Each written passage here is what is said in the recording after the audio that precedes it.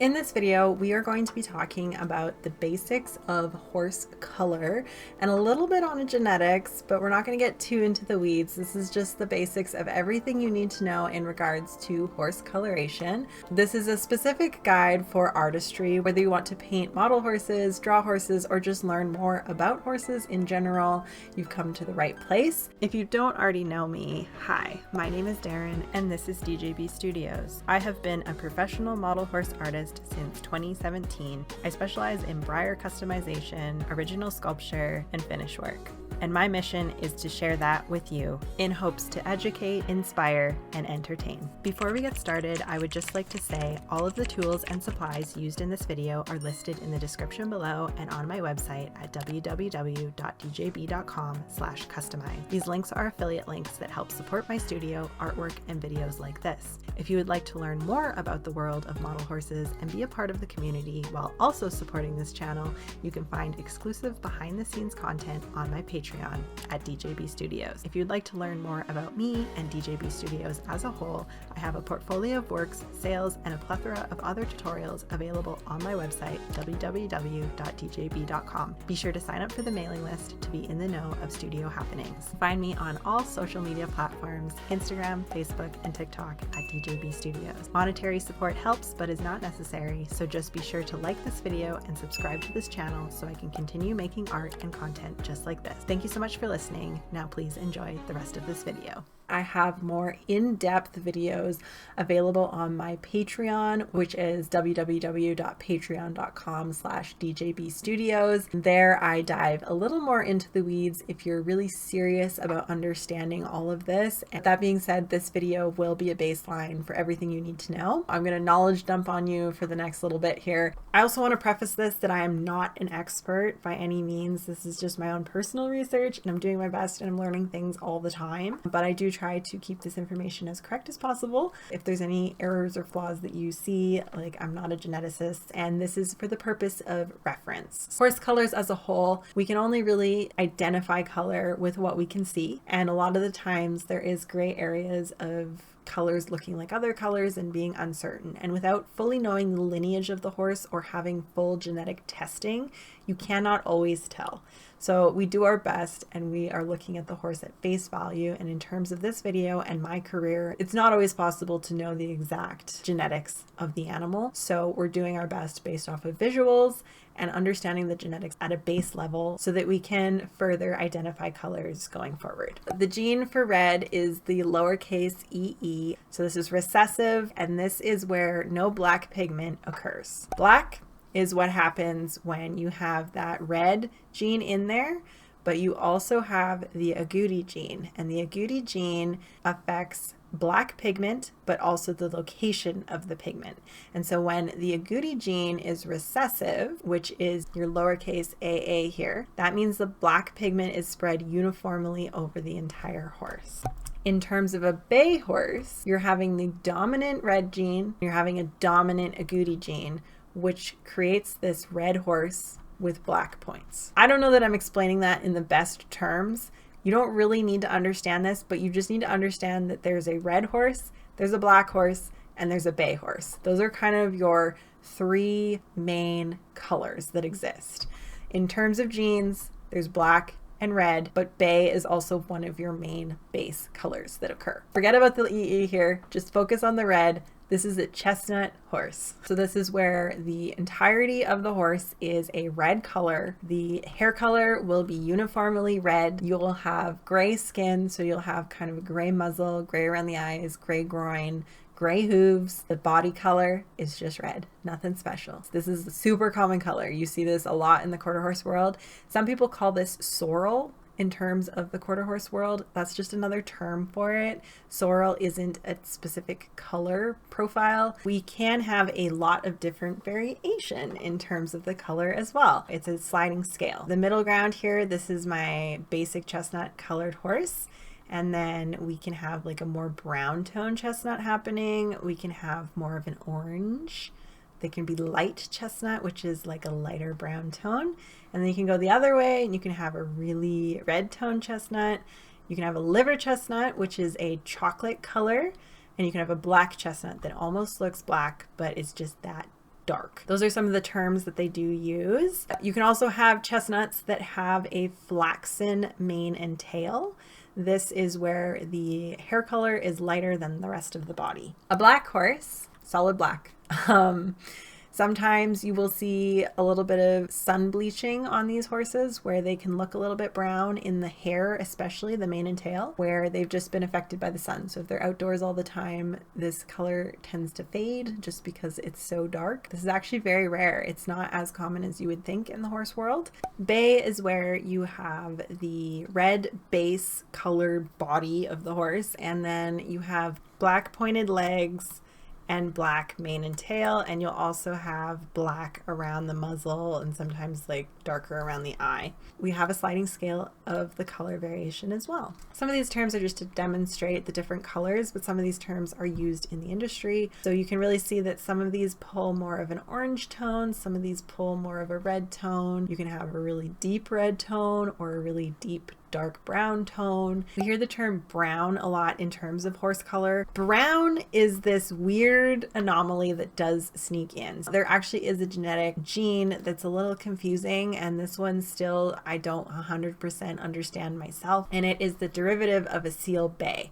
So it can be called mealy, but a brown horse is similar to a bay where you have the really dark points happening, the really dark hair, dark muzzle, all the things, but they'll have these kind of lighter soft spots in the groin area, in the girth, around the muzzle, around the eye. And this tone will change. So like on a seal bay, you'll often see it's a really red, rich kind of tone, where on some of these other brown tones, it's more of like a cream color. So it can be confused with a sooty buckskin or a dark buckskin, but there is like a genetic component to brown. And when you add genetics on top of brown, the outcome looks different. And so without genetic testing, you really wouldn't know if a horse was truly brown. So it is something to take note of. There are 6 main phenotypes that are added on top of those base colors now that we just explained. So you can have chestnut, you can have black, you can have bay, and you can have brown as your base color. Then you can add all of these genes on top in different combinations in whole or duplicates, and that will create different colors. We have the cream gene, the dun gene, champagne, gray, silver, and roan. These are all dilution genes. You get a different horse that is a diluted or more pale color, and they come with different traits that are specific to that color. So that's why I've kind of set this up, kind of understanding the genetics a little bit and understanding the base coats a little bit, and we can further understand these colors and how they exist and why they exist, and it'll make a lot more sense when you're done this video. You have your 3 base colors at the top here: chestnut, bay, and black. If we add one of those cream genes to each of these are our outcomes. Cream gene affects the red, dilutes the coat to a paler color, and does not affect black. A red horse plus cream gene gives you a palomino. Bay horse plus cream gene gives you a buckskin. Black horse plus cream gene gives you a smoky black. So you add one to the red coat, it's going to dilute the coat to this nice pale color, and it's going to bleach out the hair to be white. When you add it to the bay horse, it makes this nice cream color. It leaves the legs and the hair black because it does not affect the black. So when you add a cream to a black horse that is all solid black, the outcome is a horse that is solid black, but it carries the cream genes. So that's where the genetic testing comes into play in terms of breeding horses. Palomino typically is this kind of cream, almost a little bit yellow, really soft color, always has really striking white hair. An Isabella Palomino is very pale, and you can differentiate this because it has gray skin, so it's not bleached to the point where it is a double dilute. You can also get a really dark colored horse with the white hair, which is more of a chocolate Palomino. So your buckskin can come in a wide range as well. We can have a buttermilk buckskin, which is a really pale coat color. We can have more of a golden tone. We can have more of this yellowy kind of color. And we can have a darker tone of more of a brown shade. The dun gene is an interesting one. This one is similar in it dilutes the coat color as a whole, but it also adds primitive markings. When we take a chestnut horse, add a dun gene, we get a red dun. So the body of the horse is diluted slightly. The legs are left a little bit dark. You get your dun characteristics in there. When you dilute a bay horse with a dun gene, you get a dun, which looks very similar to buckskin in a lot of cases. Kind of a cream colored coat, dark legs, dark head, dark hair, and your dun characteristics. When you take a black horse and add dun, you get a grula, everybody's favorite color, which is more of a gray toned body, slightly lighter in shade, dark legs, dark hair, and dun characteristics. So dun characteristics are very interesting. It's primitive markings from kind of the ancestral horses and the colors that came on those horses. So you can get a variety of different traits that show up. The main thing that you're going to find is these zebra stripes on the legs above the dark leg. I find with these horses, the legs also aren't entirely solid all the way down like in a buckskin or a bay.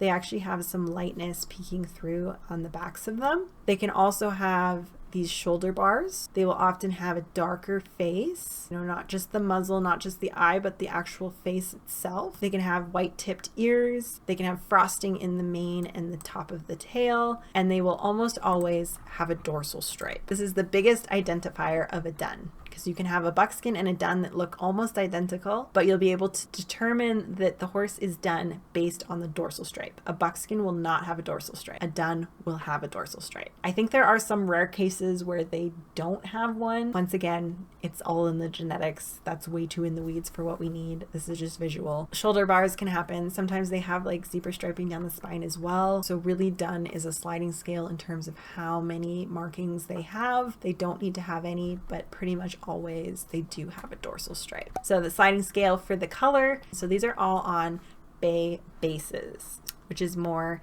in like the buckskinny tone, but you can also have more of these like chestnutty tones as well. When you add that to your chestnut horse, you can get a range of more orangey pale color. The kind of lightest tone of this, we call this the apricot dun because it looks like an apricot. This can really vary depending on the depth of the chestnut horse that has the dun gene on top of it. It could be hard to tell some of these apart from your bay dun, but you can notice in the hair that the hair will be more of a chestnut color, whereas your bay duns are going to have that dark black hair. Here's your grula. There's a couple different terms for that. Silver grula, which is more of like a gray color. Slate grula is more of this kind of muddy slate color. Olive grula is a little more green looking. They can almost look a little bit green sometimes. They can be quite dark as well, some of them. So silver gene is interesting. It does not affect red and it only affects the black. So in chestnut, it will not show up at all because there's no black pigment in this horse, but they carry the gene in their genetics. So this is another case where if you bred this horse, it could pass on the silver gene. In the bay, the body color is going to stay the same, but the black legs are going to be lightened to more of a brown tone, and the black hair is going to be lightened to white. In a black horse, the body is going to be lightened just to like a chocolatey color almost, a little bit of a different tone, and the hair is going to be lightened to white. So champagne is a really interesting gene. It affects the whole body of the horse, and it also affects the skin and the eyes. It's kind of a dilution gene that creates this paler horse with pinkish, pumpkin colored mottled skin and a green eye. Actually, it's more of like a hazel to a green. So very light eye, very light skin, and a light body. It's very rare and kind of unique. So there's different terms for the different levels of champagne depending on the base color. If you have a chestnut horse, you add champagne, you get a gold champagne horse, which looks like a palomino. The body is a little bit paler. The hair is almost white. The difference between this and a palomino is the skin. The skin is pink and mottled in the groin, around the nose, around the eye, and the eye will be green. When you have a bay horse as your base, you add a champagne, you get amber champagne, which is a slightly paler coat, slightly paler legs. So you are going to get that like leg kind of darkness happening, and like a slightly lighter hair color, but still darker than the rest of the body. When you have a black horse, you add champagne, you get a classic champagne, which is more of this dusty kind of brown color. So here are some of your different examples. There's just some different terms of champagne horses that you may see. Roan is essentially the intermixing of white hairs. So you have your solid base color, you add just white hairs across the whole body, excluding the legs, the hair, and the head. You can have some frosting that goes into the mane and tail, and the roaning can vary. Depending on the season, it can change. Some roans are much more white in the wintertime, for example, and a lot less roany in the summertime. It changes with age, it changes with injury. It's a very interesting and kind of complex color. It's also a sliding scale of how many white hairs are across the body.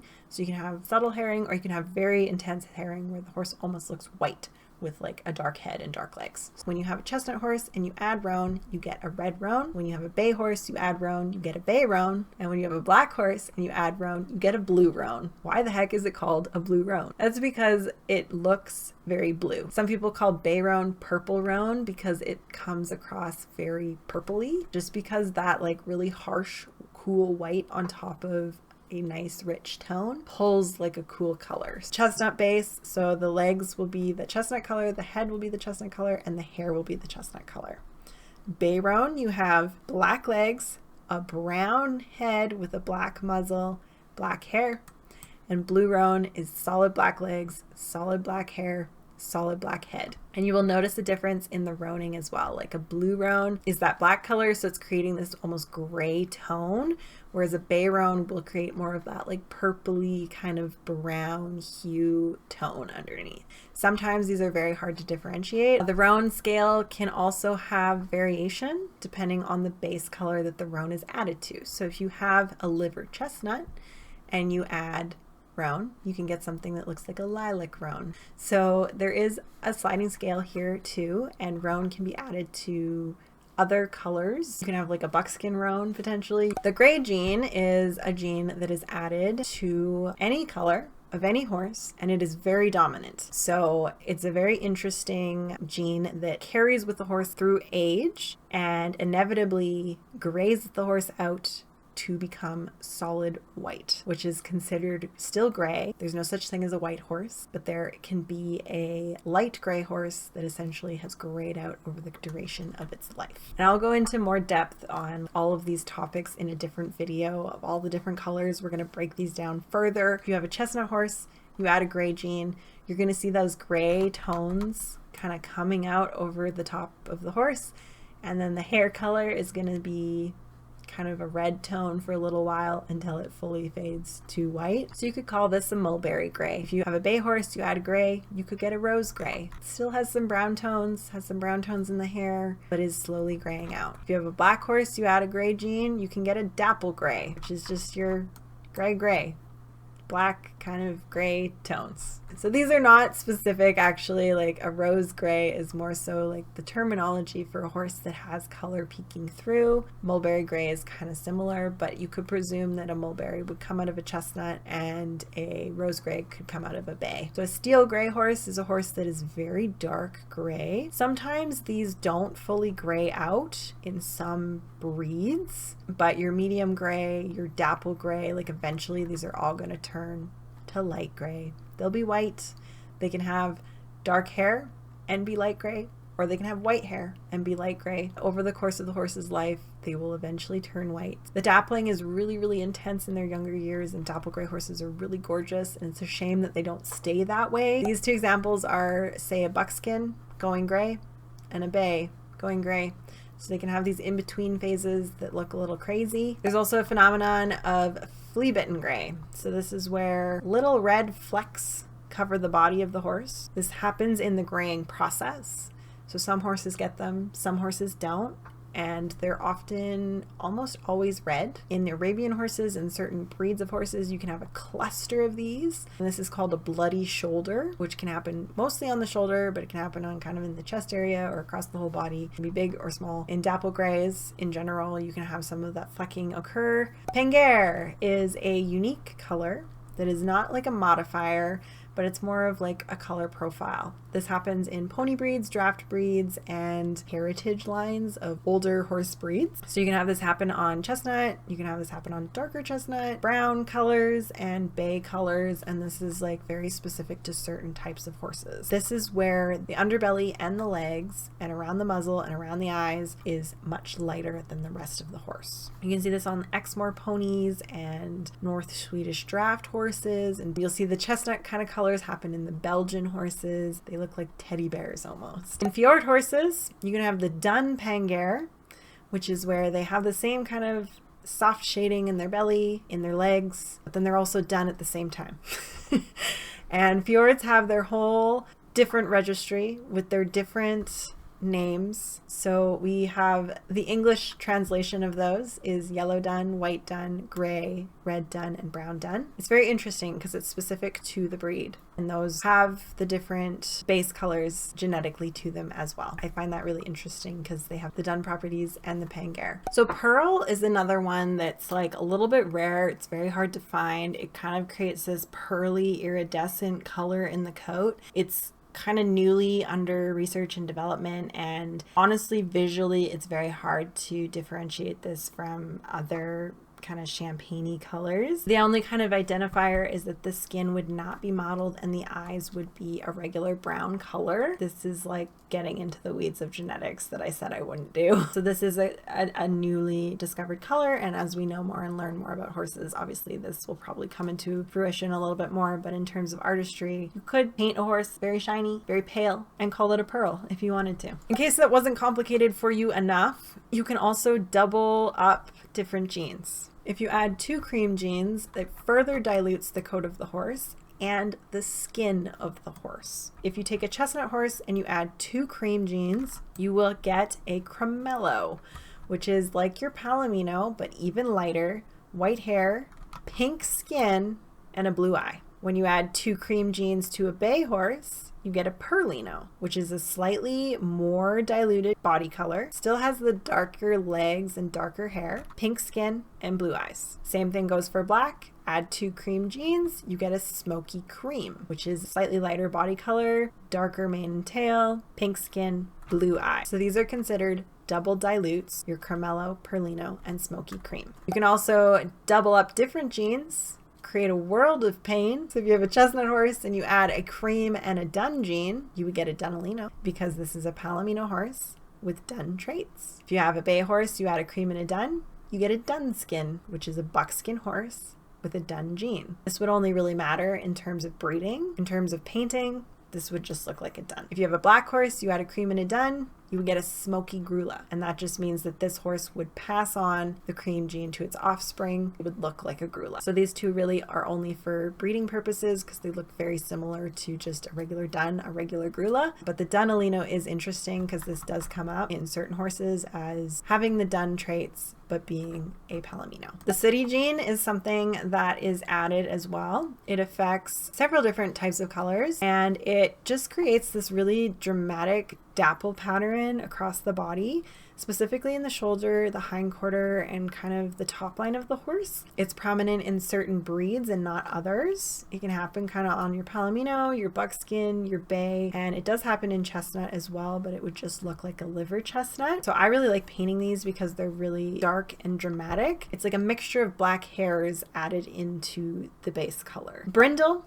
is a really rare color that comes up every once in a while. This is a somatic mutation where when in utero, there's basically 2 embryos, one absorbs into the other, and they create this weird pattern. So you can't breed this horse and get a brindle horse out of it. It's not genetic, it's actually a mutation. This can happen in different colors. This can happen in just sections of the horse's body or the whole horse's body. It's really unique and it's not often seen, not the same as in dogs. This is also a somatic mutation. You can have a different patch of color on the same horse. So you can have a bay horse with a black patch, and this would also be the same situation where an embryo absorbs another embryo to create this weird anomaly. Mushroom is another color that is kind of been found in miniature ponies. Kind of rare, kind of weird. It has its own genetic kind of component to it. Visually, it's very interesting in terms of artistry. The genetics we don't have to get too into. So this is your chestnuts plus cream, palomino, plus city, liver chestnut, plus cream and city,